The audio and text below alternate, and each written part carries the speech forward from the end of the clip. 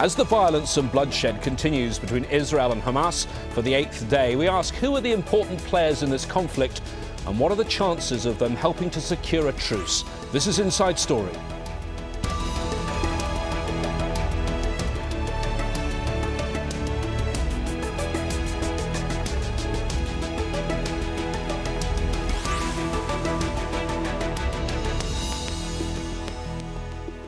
Hello again, I'm James Bays.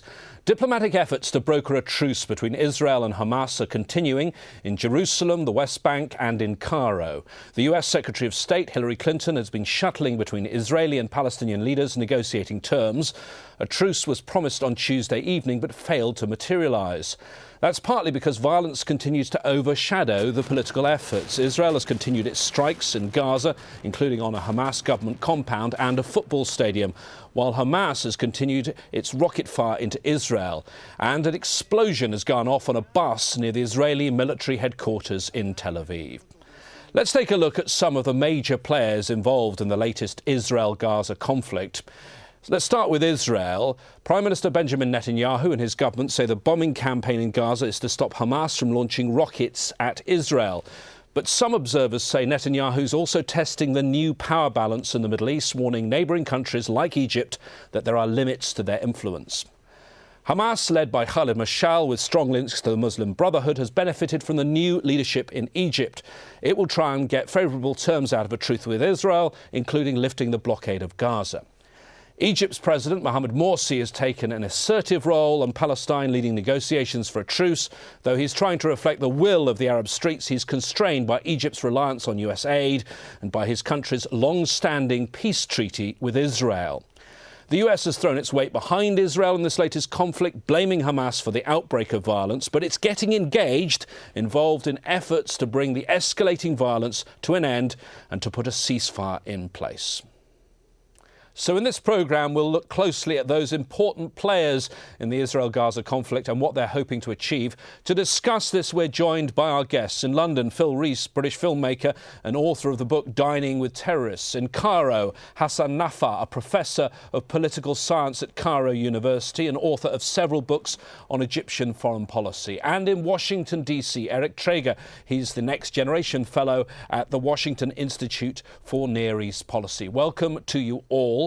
Let's start, I think, with one of the latest developments. If I can ask you, Hassan Nafar, in Cairo, we've heard about this bus bomb that's taken place in Tel Aviv. Do you think that derails chances of a truce? Do you think that could even herald a ground incursion by Israel? Well, I am sure the efforts will continue despite this explosion because Egypt has an interest to see a truce, and I think many other partners also. But it will be up to the Israeli government to decide, because it is the Israeli government who choose to escalate. And I am not quite sure that Benjamin Netanyahu is still convinced that the escalation is in his own interest at this moment. But I think Egypt is coordinating with the United States especially, and with other Arab main players in the region to try to achieve this truce. Nobody in the Arab region, including Hamas, has interest to continue this conflict, but it will not be able to yield to all the Israeli condition. If Israel is interested to have a truce, it has to be much more up to not to put too much conditions to achieve that truce. You mentioned, Hassan, that the US is getting very involved. The US Secretary of State Hillary Clinton has been visiting the Middle East to try and bring an end to the crisis. She held talks in Jerusalem with Prime Minister Benjamin Netanyahu. I am very pleased that the Iron Dome defense system is performing so well. Our partnership in support of this system represents America's enduring commitment to the safety and security of the Israeli people and to Israel's right to defend itself. But no defense is perfect, and our hearts break for the loss of every civilian, Israeli and Palestinian, and for all those who have been wounded or who are living in fear and danger.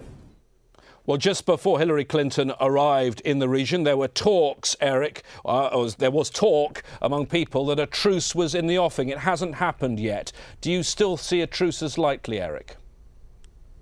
It's really very hard to say. I mean, you know, part of the issue is we don't really know who is behind this bus bombing in Tel Aviv that you mentioned. It seems as though it was not Hamas, and that it was actually a remnant from Fatah's militias in the West Bank. It was also a very poorly executed operation, which to me just demonstrates, you know, the weakness right now. So I don't know whether there will be a ceasefire. I think that, you know, the current fighting remains very unresolved, and that could create an opportunity for it to continue.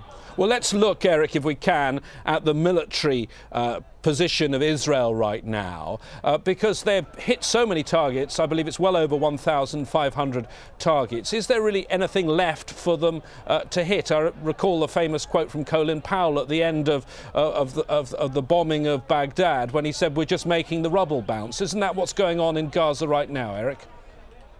No, I don't think that's accurate at all. You know, the Israeli military spokesman the other day said that many of the long-range rockets remain hidden in civilian homes in Gaza, and that really gives Israel two options. One of which is to reach a ceasefire with Hamas, in which Hamas would prevent those rockets from being fired into Israel. The other is a ground invasion, in which Israel goes door to door trying to get those rockets before they hit their own people. So you know, I frankly disagree with your assertion. Phil Rees in London, can I ask you your assessment of the current position, and do you think a ground invasion by Israel is now likely? I personally don't think that is likely. I mean, I think what the bus bombing today has done is prevented any kind of truce happening in the immediate future. I think the symbolism for the Israeli public and electorate, remember, they're having an election in January, of a explosion in a bus is so great. The first, if you recall, for 6 years that Israel has to be seen to be doing something, maybe creating more rubble, hitting a few more rockets. But I think what it's done is basically prevented a peace deal being sorted out over the next 24, 48 hours. Hassan in Cairo, as Phil has mentioned, there are military and political calculations being made by Prime Minister Netanyahu right now. He's in the middle of an election campaign, and he must know that the last time that Israel staged ground offensives, 2006 in Lebanon, 2008 in Gaza, they turned out politically to be a disaster. Absolutely, and Egypt will not allow a ground invasion to Gaza. The political regime in Egypt is very much different of the regime that was in place during the last invasion in 2008-2009. So I think I don't know if Netanyahu is taking this into consideration. We all know that the domestic Egyptian situation is vulnerable right now because it is not very much stable, but the instability of the Egyptian regime itself could be even very dangerous if an explosion, if a ground battle started. You can start a ground invasion, but you don't know when you have to terminate it, when you have to finish it.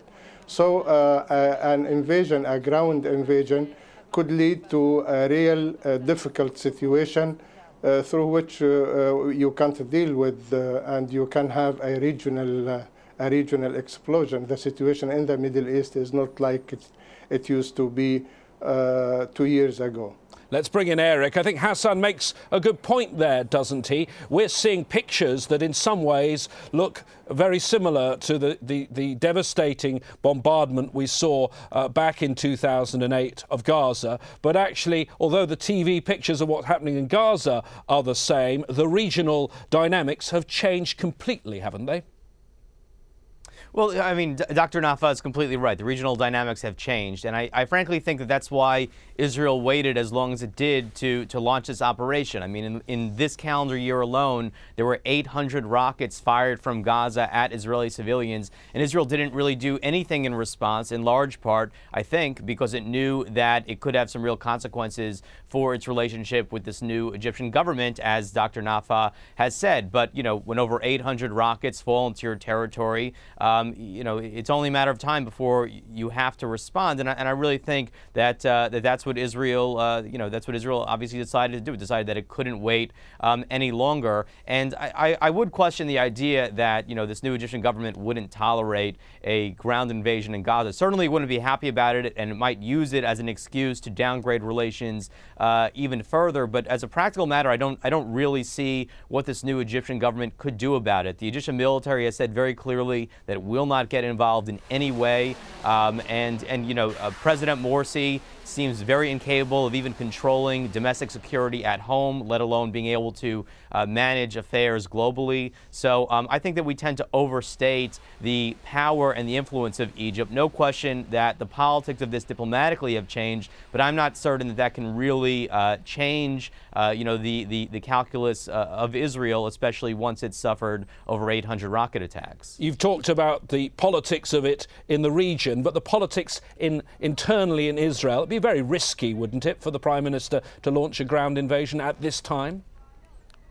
Well, look, you know, the best evidence of that is the polls suggesting that a majority of Israelis do not support, either oppose or don't know what to think about a ground invasion. I think it has something like 42%, which, you know, as a leader in a democratic country, is certainly something that Netanyahu is going to have to consider. I'm just questioning Dr. Nafaa's assertion that you know, it's really the global, the regional politics that will affect that. You know, the regional politics definitely made Israel hesitant to launch the operation in the first place, but now that it's in the middle of an operation, I think it's going to want to see some sort of resolution so it doesn't face any more rockets, whether that's a Hamas agreed to ceasefire that prevents rocket attacks or a ground invasion.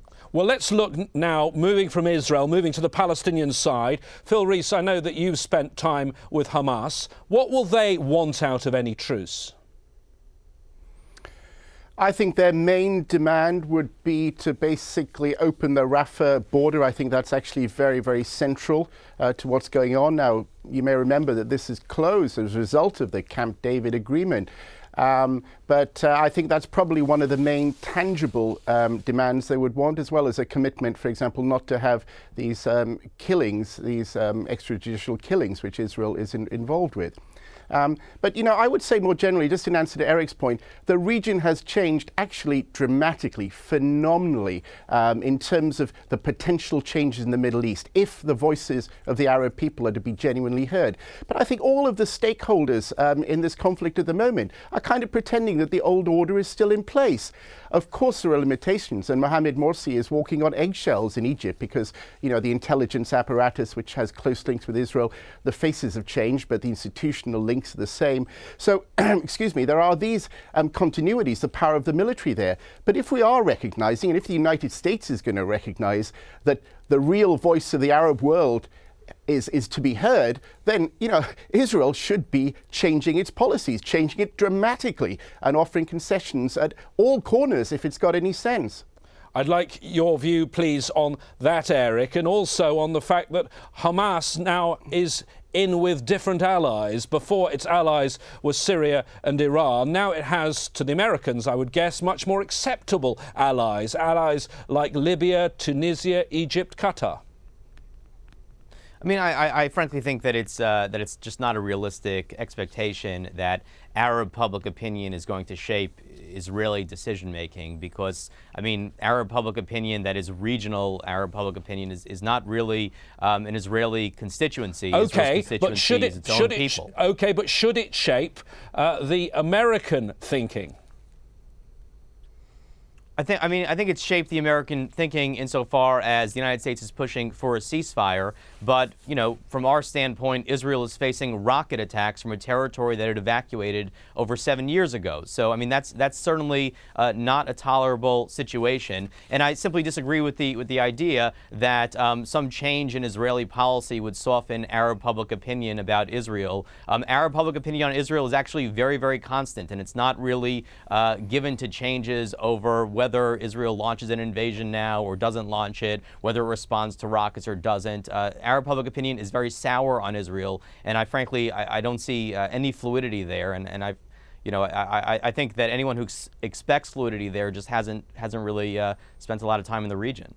Hassan in Cairo, if I can ask you, we've seen today Hillary Clinton and before her Ban Ki-moon going to see the Palestinian Authority in Ramallah, going to see Mahmoud Abbas. Isn't it time they dealt with Hamas now?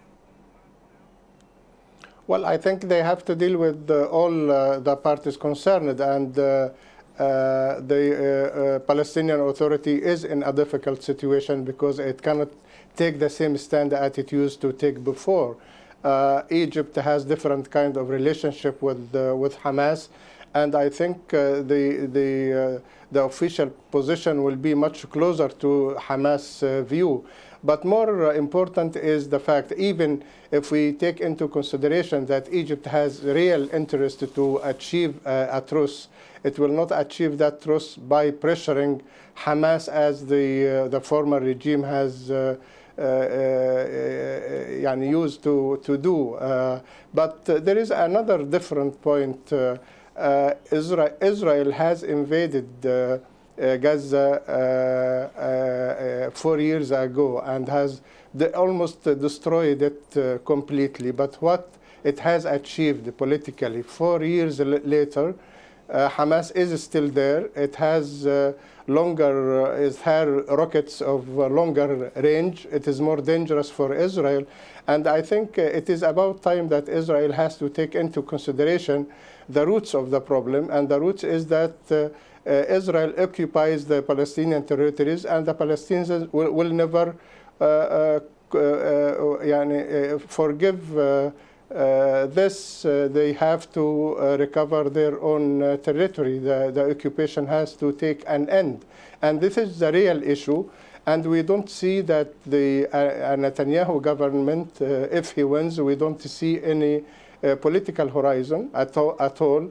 That's why the situation will get into more difficulties, and it is a danger for the whole region. This is very clear in the Egyptian mind, and I think the Egyptians will try to convince the Americans that it is about time to take real steps, not only to achieve a truce that will not last for a long time, but the truce, if it is achieved, has to be the beginning of a real search for a political solution.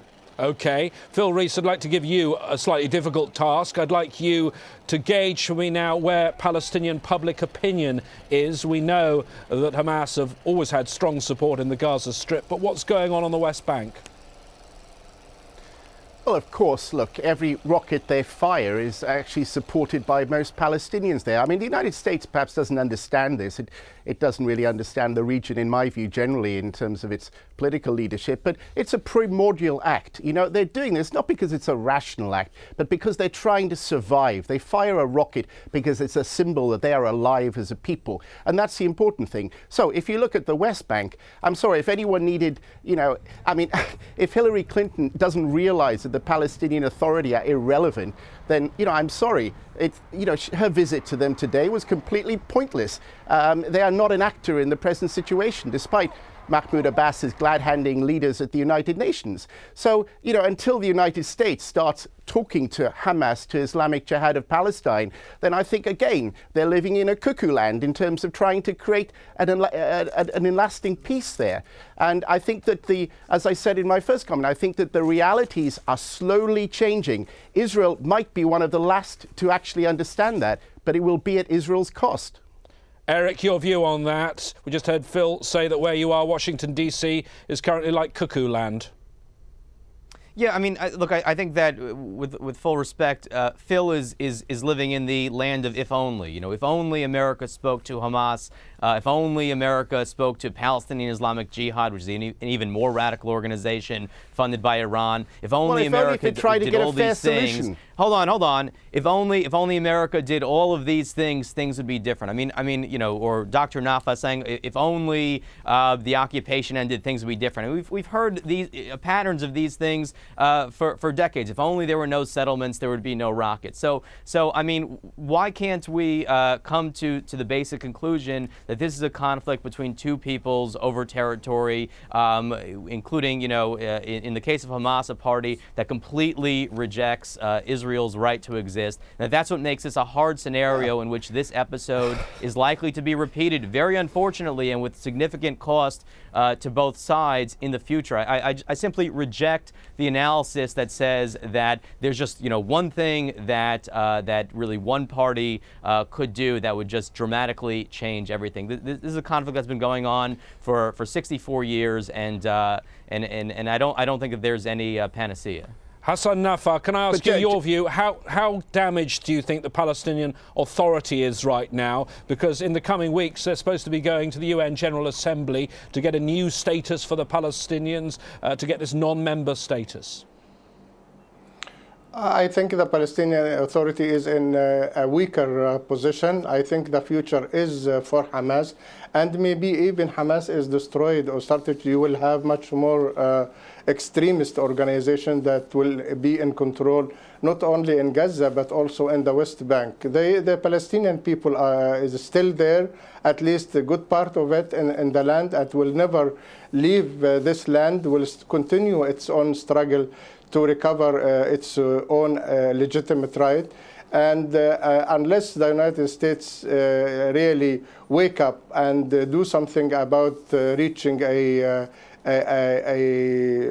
peace that is a real one, and force Israel to first halt the colonization or the settlements, continuing building settlements, because if you continue to build settlements, there is nothing to negotiate at all. And this is a real harsh reality. We want to see a real peace based on two-state solution.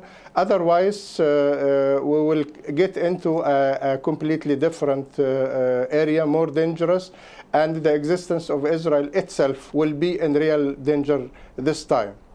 Phil, if I can ask you... Can I just jump in here? Can I jump in here for one moment? I mean, both of my co-panelists here are saying that, you know, America or Israel have to do something. They have to talk to Hamas. They have to talk to Palestinian Islamic Jihad. They have to stop, you know. Neither of them have called on Hamas to stop rocket attacks. And if we're examining the current episode, it should be very clear that this was catalyzed by over 800 rocket attacks that came out of Gaza during this calendar year alone. And not only that, I think if you're going to put the onus for this episode of the conflict on anyone, and you're going to say that changing this would affect anyone, it would probably help the Palestinians most to stop their rocket attacks on Israel. Remember that Israel here, you know, this episode of the conflict aside, is not losing here. Israel is a prosperous country. Gaza could be the same if the investment was made in its own people and its own industries rather than in rockets against Israel. Phil, in London, if I can ask you to further examine the US role, because we are now into a new phase, second term of the president, and perhaps he's reacted differently than the way he's reacted previously on the issue in the Middle East. He's dispatched in sort of old style his Secretary of State on shuttle diplomacy. Do you think we might see new engagement by the Obama administration? Well, obviously, he doesn't have the same problems he's got to be concerned with in terms of the Israeli lobby in Congress. So he's got a little bit more freedom. I think that perhaps they're seeing an opportunity now because I think that Israel doesn't want to deal, you know, have those cozy love-ins that they had in Sharm el-Sheikh with Mubarak and his security chiefs. They can't have those anymore. And I think, therefore, that Israel might be looking to the United States to actually be a broker. But the point is, as we've heard from Washington, the United States regards these two sides as equals. And this is a fundamental problem. Yet Israel has the uniforms. It has the legitimate right to use violence, it says. The Palestinians do not do that. If they do that, they're called terrorists. And what Israel keeps demanding is for the Palestinians to just accept Israeli dominance. And when they don't, Israel is somehow surprised. As I agree with Hassan in Cairo, until the United States actually deals with both sides as equals and gives them parity in that way, then I don't think you're going to get to the bottom of this problem. That is at the bottom of it. And if you look at the United States now, it's trying to work... Phil, we could go on debating this for hours, but we have to stop right now. Could, yeah. Thank you to our panel. In London, Phil Rees; in Cairo, Hassan Nafaa; and in Washington, D.C., Eric Traeger. And thanks so much to you for joining us on Inside Story. What do you think of the programme, and what story, what angles should we cover next time? We want to hear from you. The email is right here, insidestory@aljazeera.net. We'll read your mails by the time I'm back here in 24 hours' time. Bye-bye.